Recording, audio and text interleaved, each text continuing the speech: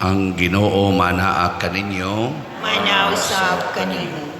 Pagbasa gikan sa Santos nga Ebanghelyo sumala ni Juan. Himayaon ikaw, O Ginoo. Naghilak si Maria nga nagbarog didto sa gawas sa lubnganan. Unya mitikubo siya aron paglitli sa lubnganan. Og nakita niya didto ang duha ka anghel nga nagbistig puti og naglingkod sa dapit nga nahimutangan sa lawas ni Hesus. Ang usa didto dapit sa iyang uluhan ug ang usa dapit sa iyang tiilan. Day nganong naghilak ka man, sila nangutana kaniya. Siya mitubag, ila man god nga gikuha ang akong Ginoo ug wala ako mahibalo kung hain nila ibutang siya. Sa pagkahuman niyag sulti niini, milingi siya og iyang nakita si Hesus nga nagbarog didto, apan wala siya makaila nga si Hesus di ay kadto. Day nganong naghila ka man, nangutana si Hesus kaniya, kinsa man ang imong gipangita? Nagtuo si Maria nga siya mao ang hardinero. Busa miingon siya kaniya, kung ikaw mao'y nagkuha kaniya, tug-ani ako kung hain mo siya ibutang, kay kuhaon ko siya. Si Jesus miingon kaniya, Maria. Og si Maria mitubag miatubang kang Hesus og miingon sa Hebreo, Rabboni, nga sa ato pa magtutudlo. Unya giingnan siya ni Hesus, ayaw akong hikapa, kay wala pa ako mahibalik sa amahan. Adto Hinoon ang akong mga igsuon og suginli sila nga muadto ako sa akong amahan og sa inyong amahan, sa akong Dios ug inyong Dios. Busa gisuginlan ni Maria Magdalena ang mga tinun-an nga nakakita siya sa Ginoo ug nga gisultihan siya ni Hesus niini. Ang Ebanghelyo sa Ginoo. Daygon ikaw, O Kristo.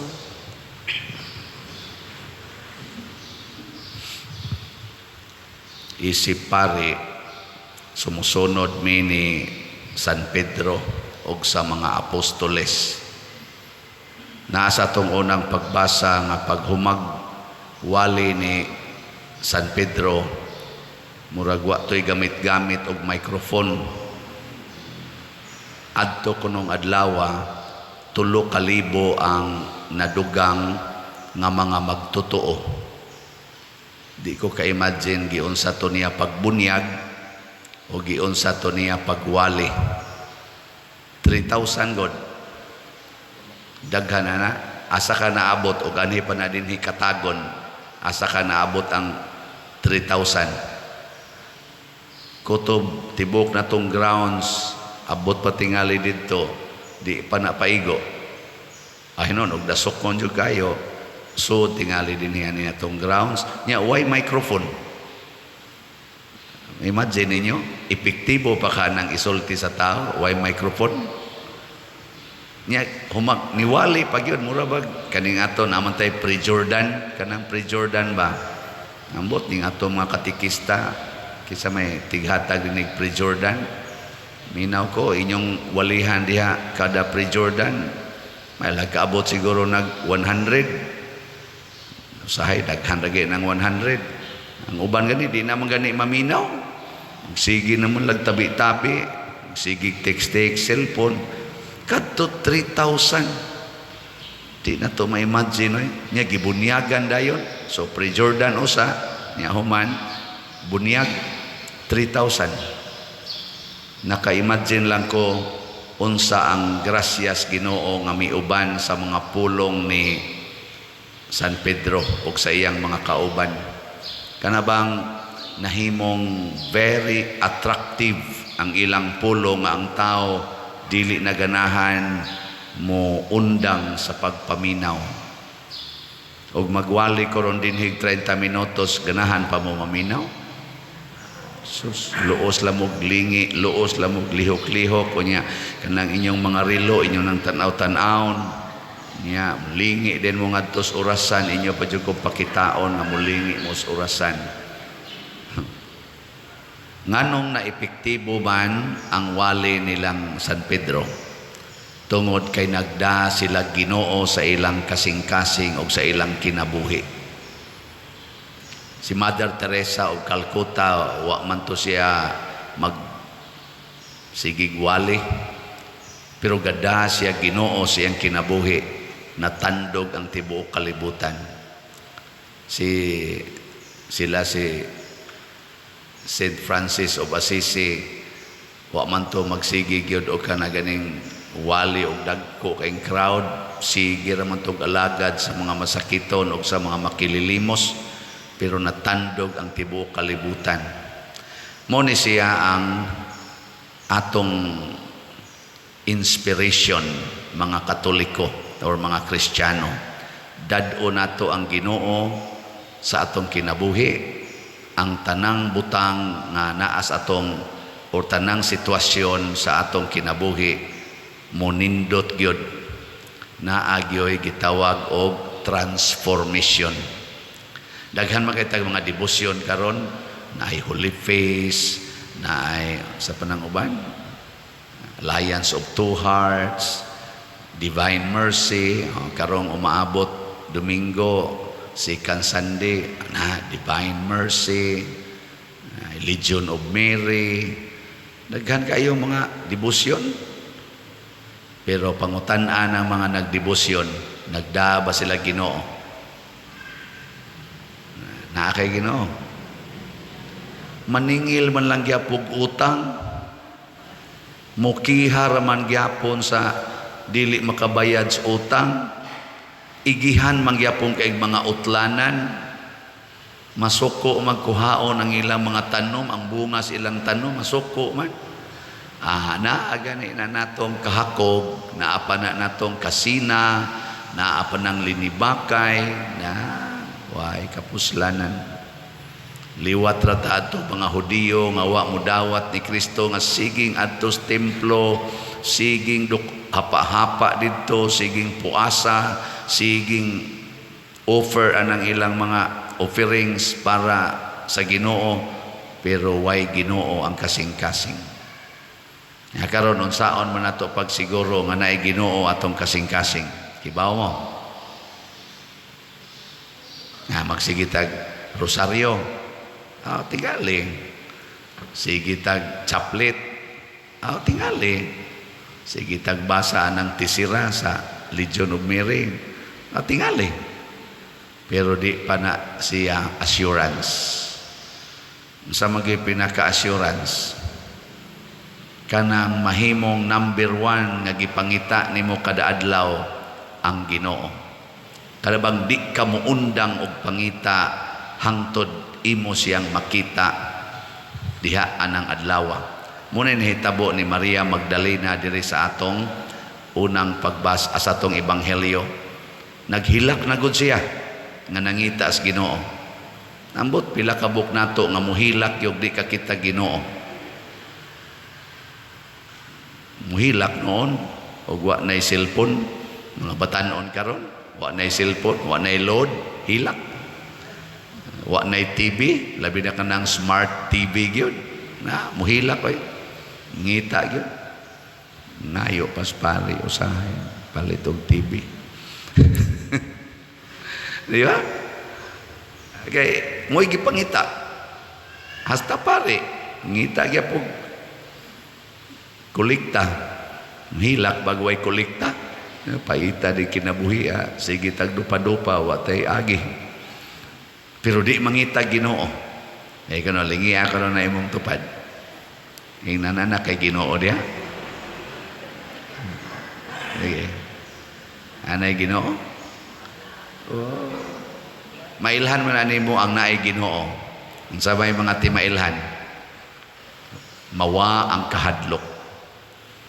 Kanang din agyod mahadlok. Sinang ka si Maria Magdalena, nagsigig hilak dito sa lubnganan, nya tuwa dito mga gwardiya nga nipatay ni Jesus, wagi siya mahadlok nga basig isunod siya patay.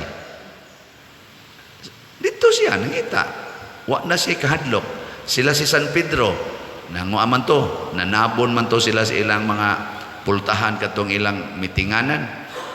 Pagsud sa Ginoo diha nila silang kinabuhi, giablihan nila ang pultahan, nagsangyaw na in public.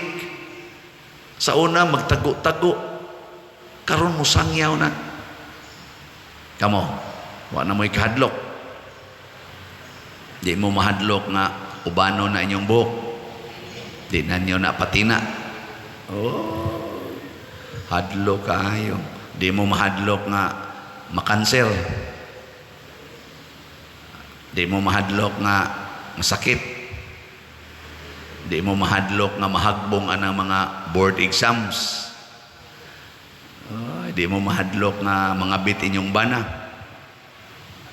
Oh, wala ho nang tingog. Di mo mahadlok nga mga bit inyong asawa. Da.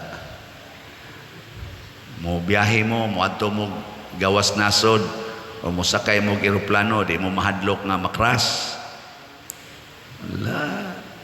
Ako mo sakay ra ba kurog? Sakay ra ba kurog kuan barko? Karong taod-taod stag malunod no. Yung hadlok ka na. Oy, daghan kay tagkahadlok. Usahay god damgo-damgoho na lang ta sa atong kahadlok. Nay moingon ako pader, gadamgo kog bitin nya.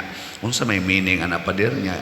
Pag abot pag na kamata ko pader pertin akong kulbaa nya, pagkabalik na kog tug, liyo na sad ang akong kanang kuan gidamgo nako. Apat yun noon gagaana. Nako, tingali ang imo ng mga kahadlok ug mga kabalaka. Ngunay mo tunga inig abot na sa imong katulugon. Ana, una usahay di na lang sa nang kakatug kay hastas imong paghinanok samukon kas imong kahadlok.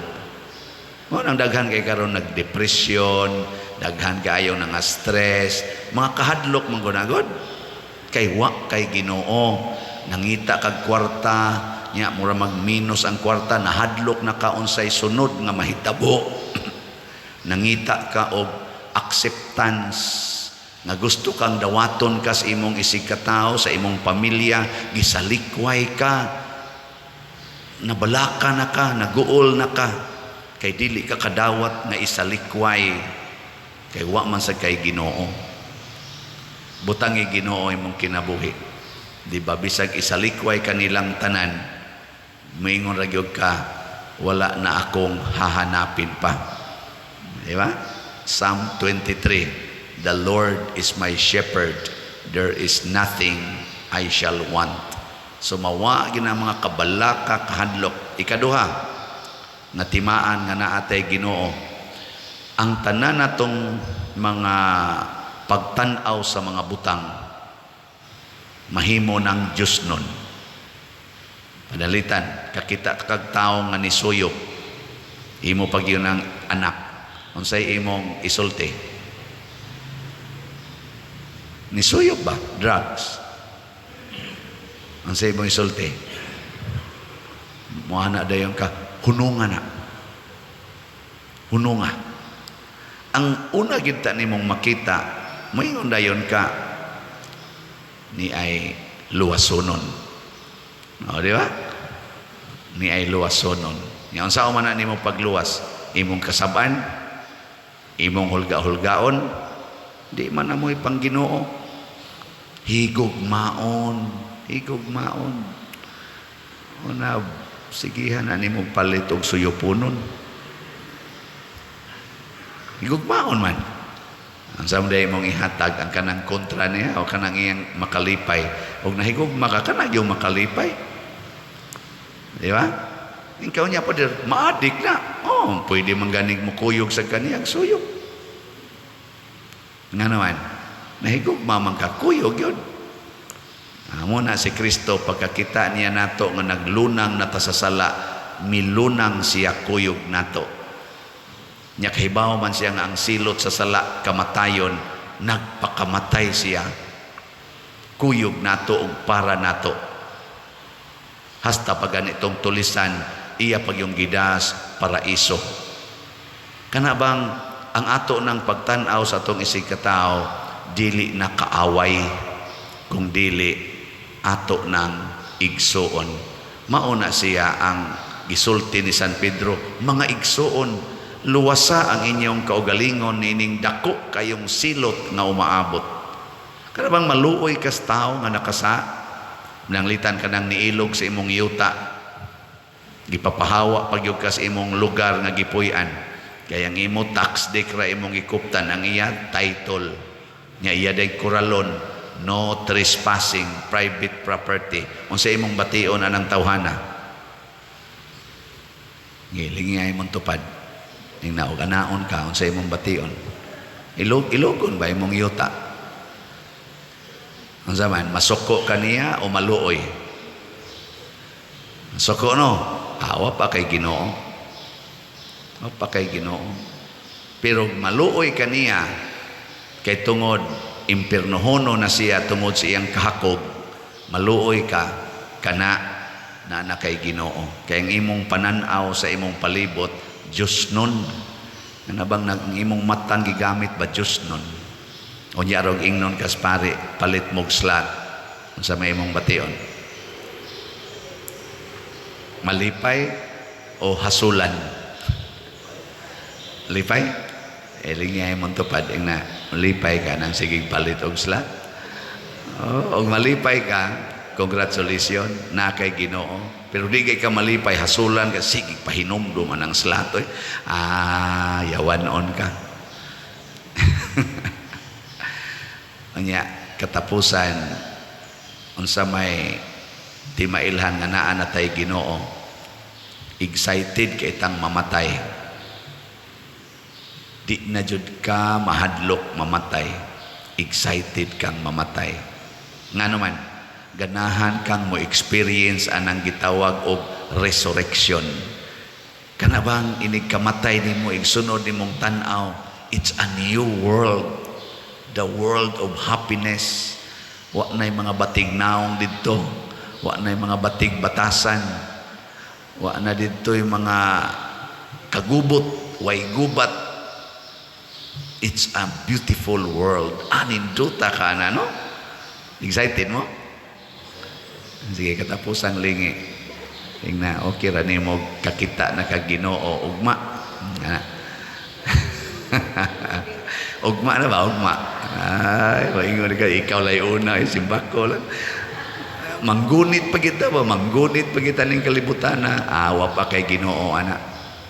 Kaya ang dunay Ginoo, excited yun nga mutabok. Matod pang San Pablo, giisip ko na ang akong kaugalingon na patay, o kung buhi pa ko karon, si Kristo na ang nagpuyo kanako. Siya mismo ba, yang giisip na patay na siya. Kung ako'y papilion, matod pa niya, pilion ako nga mahilayo ako ni ining lawasa aron maduol kos Ginoo, kay sayod ko nga samtang niya pa ko aning lawasa, layo kos Ginoo. Ana, no? San Pablo, nduta, no? Excited mamatay ba? San Roque, mo sa nayang gibati. San Pedro Calungsod, San Lorenzo Ruiz, maugya po na ilang gibati, kay nasudlan man sila Ginoo. Sige, mangita na ta Ginoo, ha? So good karon. Sige katong mangita Ginoo, manindog na ta.